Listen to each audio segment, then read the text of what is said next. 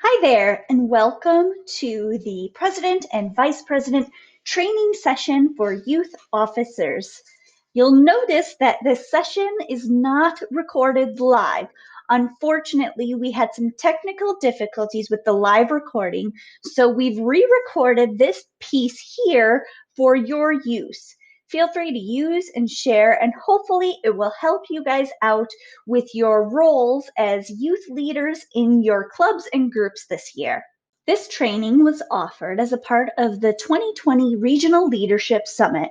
My goal tonight is to help you guys lead effective meetings this year with your local clubs or 4-H groups. I know that you might be overwhelmed in your role as president or vice president, but hopefully you will be able to learn at least one new thing to improve your meetings.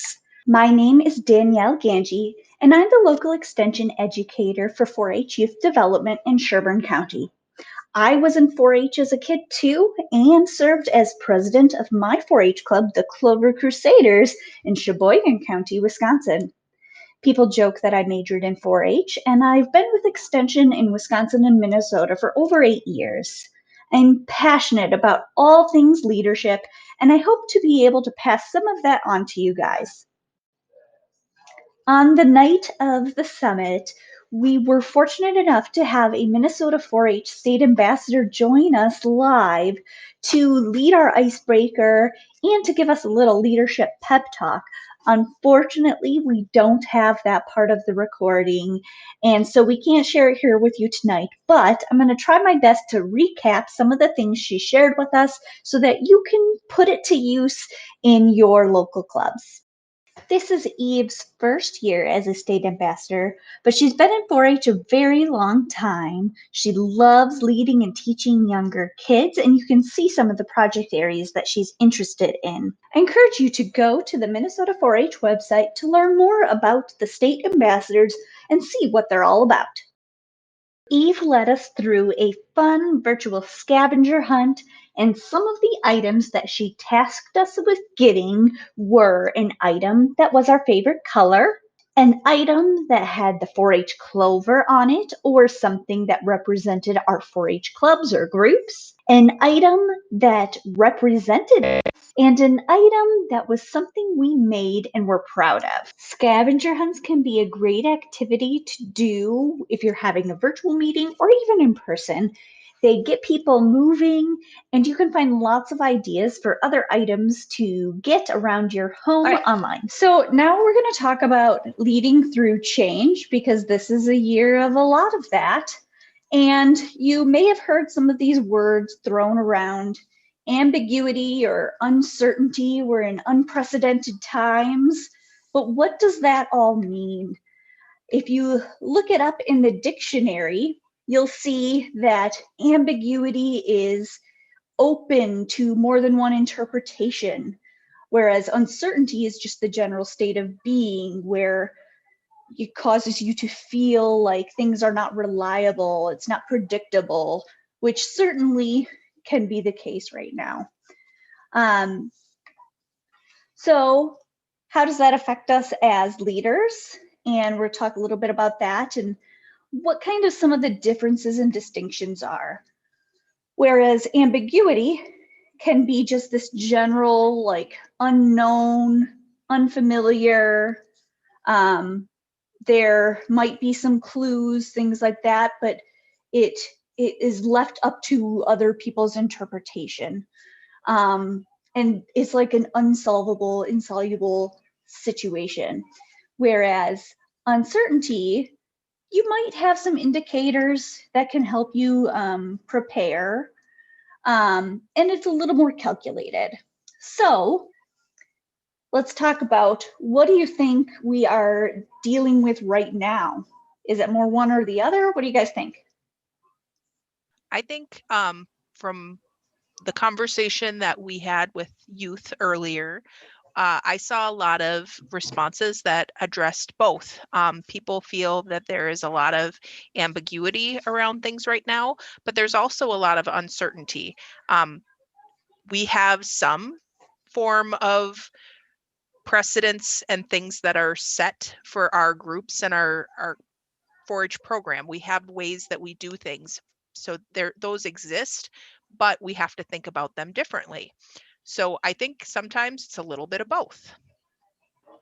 I would agree. And I think the farther we get into this pandemic, the more things are uncertain.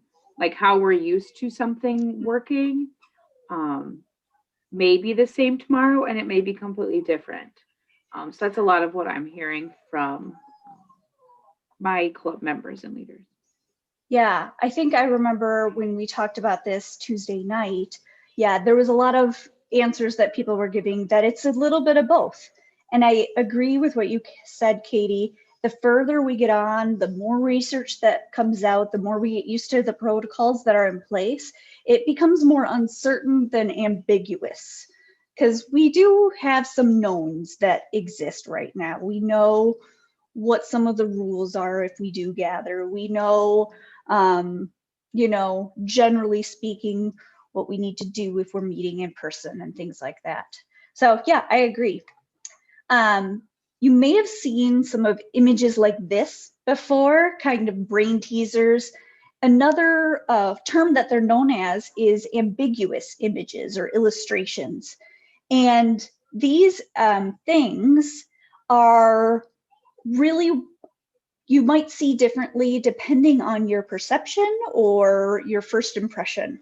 So we're going to go through a couple of these. The ones that I put here are pretty common ones, and we'll go through a few, and I want to hear what your guys' first impressions of some of these ambiguous images are and what your first impressions are. What do you guys see in this picture? The first thing I saw was the frog. Okay. Katie, I saw same thing. A horse. Okay. Horse. Yep. Those are usually the two things that people see from this image. When I'm looking at it right now, I'm seeing a horse, but if I get a little closer, I can see the frog too. All right. What about this one? This one, the first time I saw it, I saw the seal and really had to struggle to see a different image. Mm-hmm. I see like a rabbit with ears. Yeah, I definitely see what could be interpreted as ears right there. I see it when I'm looking at it now, and it's because I've seen this a couple times. I'm seeing the donkey head, or those ears as like donkey ears. It took me a little bit to see the seal at first because I wasn't focusing on the bottom. But when people do see the seal, oops, they have to look down at the bottom. That's the face, and then the flippers. It's like swimming in the water there. And then what about this one? I see the old man first. I see a lady. Yep. So depending on your perspective, you might see an old man, and this at the back would be his nose, or this would be the woman's nose. There's an eyelash and her hair, like a bun in her hair. So good. And again, like these things, it's really dependent on what your impression is. It can be interpreted a number of different ways depending on your perspective, maybe what you've seen before, even your distance from the image. If you're close up or far away, you have a wider perspective. Sometimes that can influence what you see. I know we got some interesting responses when we did this live as well. And I'm not sure what pictures it was, but some people saw a mutant or some things that aren't even typical of what people's typical perceptions would be. But that's the whole thing with ambiguity, is it's very undefined, right? And I think it's very relatable right now because we hear the word unprecedented thrown out all the time because this is not a very defined situation we're used to encountering. Similar to these images, it's not maybe what your brain is used to seeing, and it can play tricks on you. So speaking of the brain, ambiguity can have a lot of effects on our brain and a lot that we aren't even aware of. We continually are seeking patterns in our environment, and that's influenced by a lot of our history. So our personal memories or experiences, what we're taking in with our senses, and through that, our brain creates like rules for us to kind of live by and how we perceive the world. And so based on those rules and assumptions that our brain has created, that comes into what our reality is in our own worlds.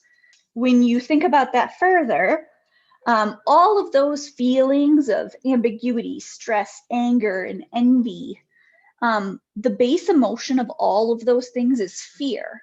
And fear can really affect us.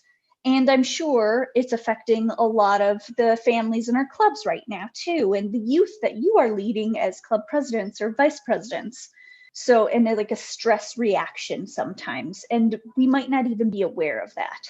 So it's good to kind of keep that in mind and know that everyone's coming from a different place, thinking of ambiguity and how everybody is perceiving things differently, possibly based on what's all coming into play. I think keeping that in mind as we're leading through all this change is really important.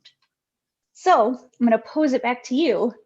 How do you think knowing all that influences how we lead in a time of ambiguity? I think some of the conversation that we had, and just in general, it requires us to have a lot of compassion and to try and take a lot of time to process things and not make snap judgments about situations and circumstances, because I think that fear and how people are responding to different things, we don't always know what's going on behind the scenes or under the surface of what we get to see. And so it makes us have to think about that a little bit and be more conscious and more sensitive and more aware of how things might come across, or just giving a little grace and giving a little compassion to people, because we don't know all of that. I agree. And that's a lot that I remember from the conversation as well. Just being a little more patient than maybe we've had to be in the past.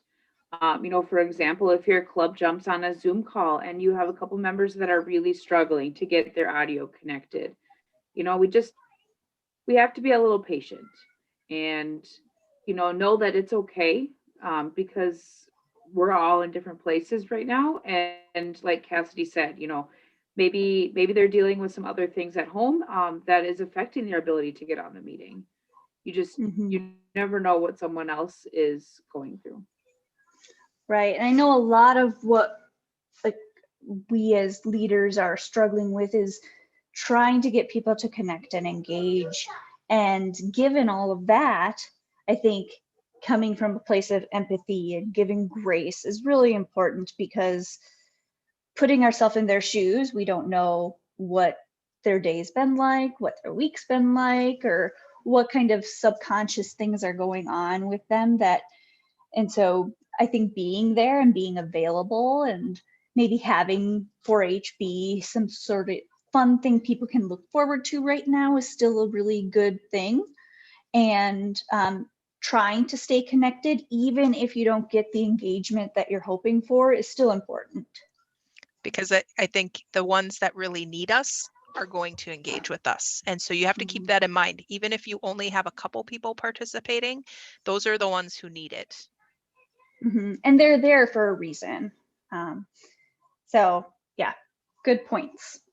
Moving on, I'm gonna give you guys a couple of, well, more than a couple, some leadership strategies to kind of give you some reassurance as you are the ones kind of leading locally in your clubs and groups through a lot of this change.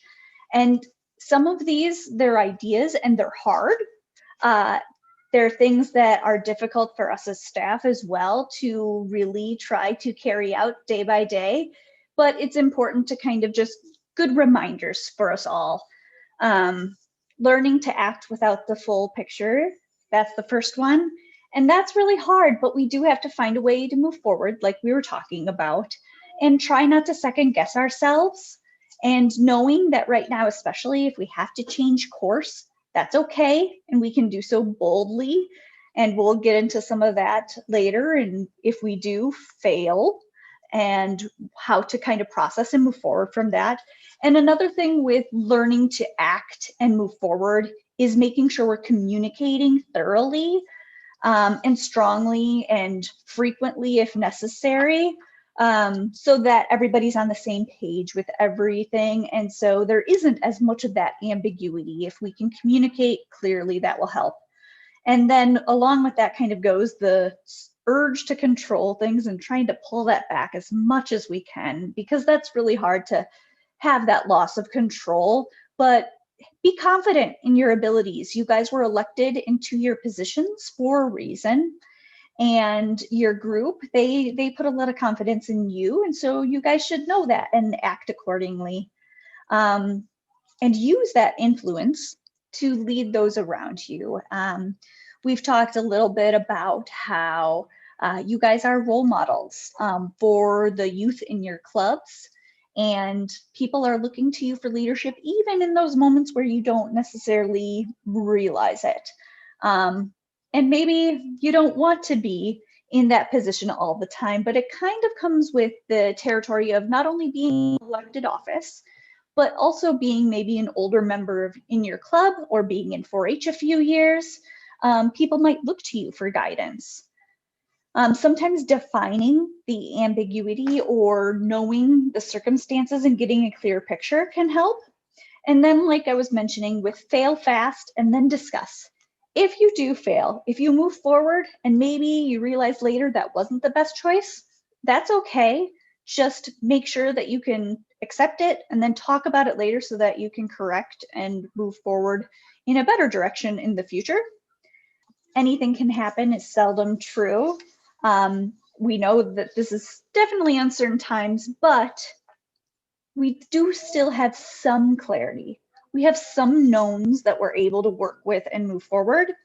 Celebrate all the small successes that you have along the way. We have to take things day by day, baby steps, do what you can right now, and have fun and celebrate those little victories. If you get some good attendance at a meeting, celebrate that. That's a good thing to be proud of. And then accepting those knowns and those facts as gifts. We should be grateful for the knowns and that we have come a long ways since March with what we do know.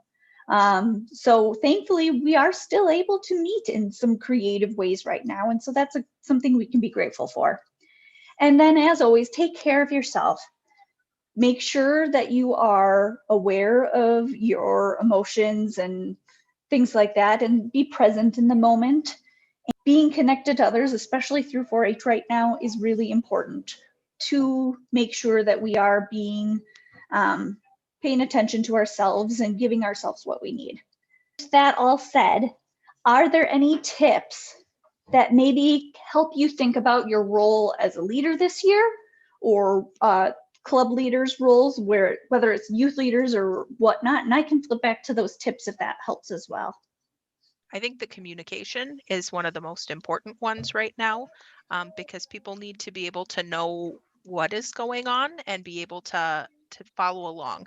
And sometimes I think we have to keep in mind to not over communicate to the point that it's too much for people, because we have to keep in mind some of those things going on outside of our work and our 4-H world. And they're getting a lot of information from a lot of different sources and a lot of different groups. And so families and parents' emails might be bombarded with information, so they miss important things. So finding out what the best way to communicate with your group is right now would be one tip that I would think would be really helpful, just to be able to know how to best navigate things with them, so you're not overwhelming them, but still providing them with the information that they need to know. Like the ones that kind of stuck out to me were the be patient. There's so much that, like we talked about, there's so much that we don't know. And so just being patient as we navigate through this is a big, big thing for the families in our clubs. And another thing that I would think of is having something at your meetings worth showing up for. Now, I know that sounds really bad. Like, we all want to think that our 4-H families want to come and have business be what they're coming to the meeting for. But when you have some of those clover bud or, third, fourth, fifth graders, it's hard for them to sit through a meeting that is all business. It's hard for us as adults to sit through meetings that are all business.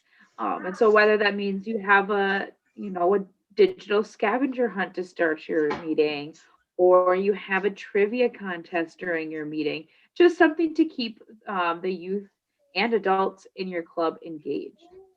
And it can even be informal. It could be something where it's more just having an opportunity to talk and get to know one another better in a different setting. Yeah, even some sort of like a 4-H project show and tell, or a themed. I know some of the groups were talking about that they have themed meetings, building gingerbread houses or something before the meeting and then showing them at their club meeting. And I think the part about like getting away from the business part right now, I think is okay, because a lot of the typical business we would do isn't possible at the moment either. And again, like that's part of the meetings that most people enjoy the most, is the stuff that's not the business part of the meeting. And it's the community building. Yep. Mm-hmm. And that's I've critical. even seen some of my clubs that are doing household pet show and tell. Nice. So, how many of us have been on a Zoom call before and your cat just like runs through the background and everyone on the call is like, oh, cats. Uh-huh. And, so giving the youth in your clubs the ability to, here's my cat, or here's my fish, or, right. And just talk. That allows them to show. Yep. Mm-hmm.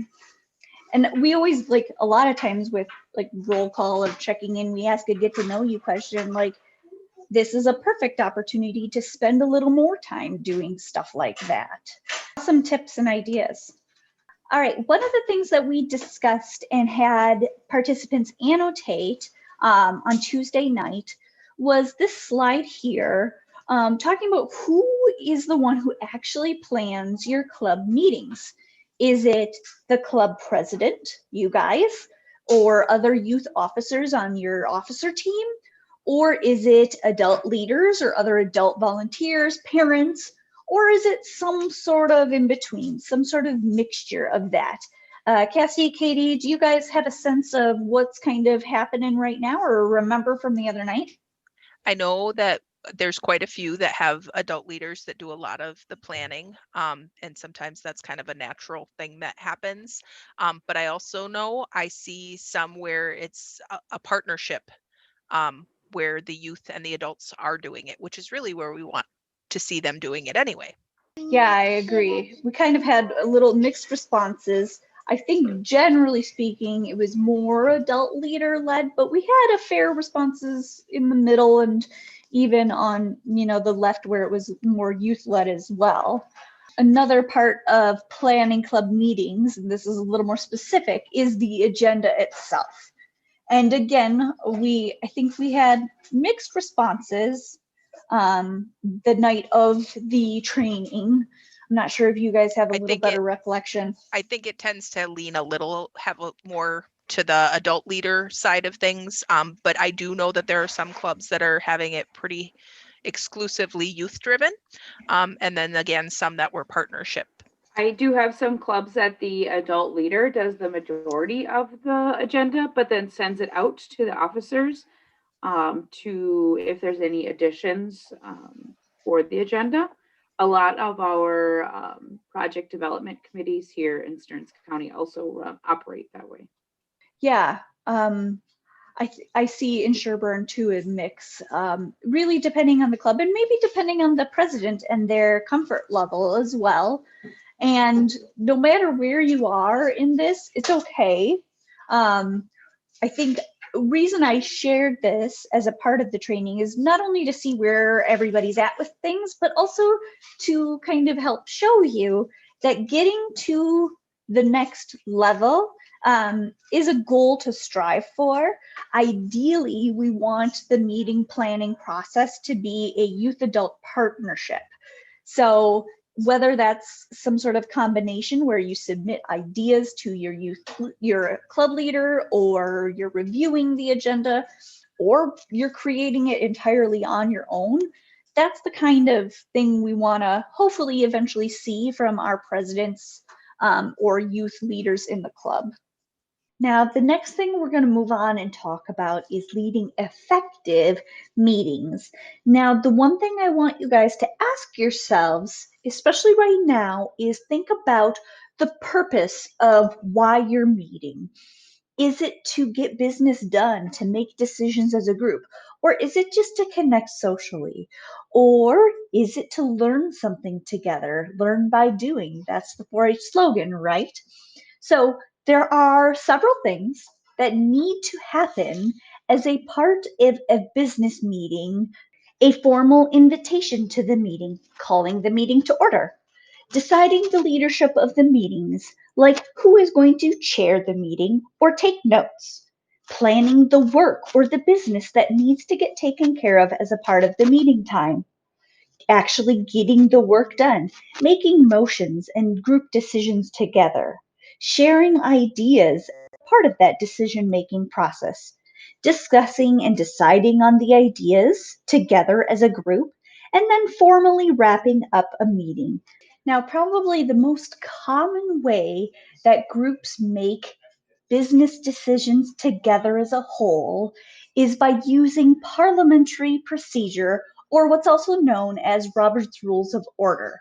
Now, this is where we make motions, we approve them, and we vote on them together as a group. And I'm sure you've probably done this in your club. And as president or vice president, whoever is the chair of the meeting, it's their responsibility to lead this process. Now, what you might not know is there's actually several different types of motions. Privileged motions get us through the general process of meeting together, calling the meeting to order and adjourning the meeting, things like that. Incidental motions deal with procedures that are a part of business meetings. There are subsidiary motions, which have to do with the main motion, which is the most common type of motion that you'll likely encounter as a part of your 4-H meetings, which you're probably most familiar with and that you will be chairing as the president or vice president leading the meeting. More details on all of these motions can be found on this resource sheet that I've created for you, The Basics of Bob's Rules. Now, generally speaking, making decisions at a 4-H meeting following parliamentary procedure goes a little something like this. You start with an idea that needs to be brought before the group for a decision. Then, in order to move that idea forward, somebody needs to make a motion by saying, "I move that." Now, if somebody is in agreement with that motion or just simply wants to move the decision-making process forward, they will bring a second forth by saying, "I second that." Then, after those things have been completed, is when you can have some debate or discussion about the motion that is on the table. After discussion is held, then you can bring things to a vote. And there's a variety of fun ways you can bring things to a vote, but keep in mind, you want to keep the yays and nays equal. As I mentioned earlier, this resource sheet that I've created for you, The Basics of Bob's Rules, can really help you through this process, especially as you are leading things with your club, and talks about a little bit why we use Parley Pro, and then the types of motions that I mentioned earlier, and then a little bit of a script, which you can find in green and italicized, for how you handle emotion. If somebody raises their hand and wants to be recognized and has an idea that they want to make a decision on with the whole group, here's what you can say. Recognizing them, calling on them by name. The person who's making a motion should say, "I move," and then whatever their idea is, the second. And then you, as president or chair of the meeting, would say, "The motion has been made and seconded," and then spell it out and ask for discussion or debate. And then that's where we would vote, and then the motion is carried. So hopefully that can be a little cheat sheet for you as you lead your meetings with your clubs. Okay, so now that we've reviewed the general process of making a decision at a 4-H meeting through parliamentary procedure or Robert's Rules of Order, we're going to practice. So Cassidy and Katie are going to help me out with actually making a motion and showing you guys how to do that. All Madam right, President. Cassidy, yes. Madam President, I move that we take a pause from presenting and change our backgrounds on our Zoom meeting. Katie. Madam Secretary or Madam President, I second that motion. Okay, the motion has been made and seconded that we change our backgrounds on our screen. Any discussion? Oh, I do have one idea I just thought of. Maybe we could also do a filter too instead of a background, because I know they have some filters. That's true. Zoom does have the option to use a picture as your virtual background, or you can do one of the preset filters that they have in there. Any other discussion or debate on the topic? All right, hearing none, let's vote on it. All in favor, raise your hand. All right. All opposed, raise your hand. All right. Seeing none, the motion has carried. We are going to change our virtual background. So I'm going to stop sharing my screen so that we can do that. Oh, I see. Cassidy has changed to some festive 4-H clovers and a headband. Very nice. There we go. Oh, and Katie, it's beautiful. Lots of greenery in your background now. All right, fun. Now, one thing I wanted to be sure to mention to you all is that sometimes Robert's Rules or Parley Pro is not the best tool for making group decisions. I know it's maybe what we're all accustomed to, but sometimes there are lots of other fun ways that we can make decisions together. Think, pair, and share.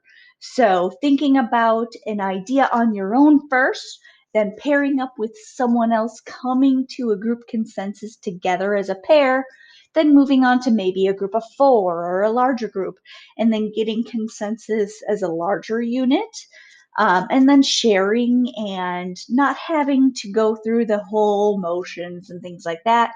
General brainstorming using Post-its, flip chart paper, sticky dots to vote, things like that. There's group nominal process, and there's going to be a resource sheet that's shared with you in the Google Drive folder that kind of walks you through that using certain criteria that's already been established to kind of vote and make sure the ideas that you guys are making decisions on fit those given criteria. And then you'll see this picture of other strategies for group decision making shared with me from a colleague from UW Extension. And there's lots of different games for group decision making. I am going to click into it because it is linked in the resource folder as well.